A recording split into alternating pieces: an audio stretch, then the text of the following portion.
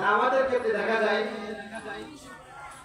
একবার বলছিলাম করোনার আগের বছর তো দাওয়াত যাওয়ার পরে কিছু হিন্দু ভাই তারা বসে আছেন দোকানের মধ্যে।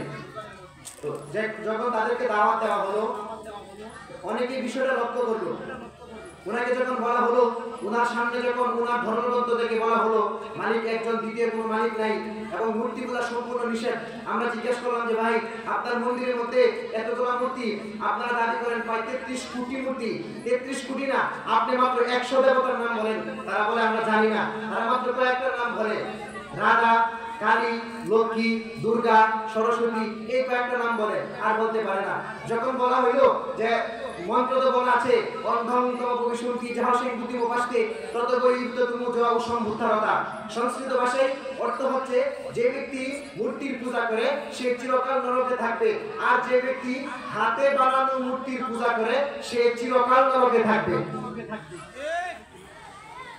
এটা কি ভাই কুরআনের কথা নাকি তাদের ধর্মের কথা?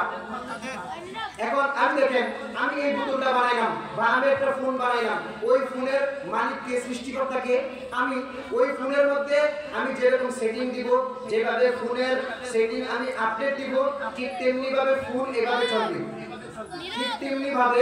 ঠিক তেমনি ভাবে যখন একজন ব্যক্তি মূর্তি বানাইবে, বন দিবে, বাঁশ দিবে, মাটি দিবে, কেমন যেন মূর্তির সৃষ্টিকর্তা হইল আমি, মূর্তি হচ্ছে স্রষ্টা।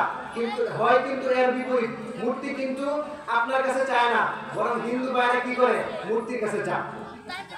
যাই হোক, সর্বশেষ যে কথা বলতেছিলাম সেটা হচ্ছে রাসূলুল্লাহ সাল্লাল্লাহু আলাইহি ওয়াসাল্লামের দাওয়াতের প্রেরণা কতটুকু ছিল? দাওয়াতের প্রেরণা ছিল রাসূলুল্লাহ সাল্লাল্লাহু আলাইহি ওয়াসাল্লামকে আল্লাহ তাআলা বলেন লাআল্লাকা বাখিউন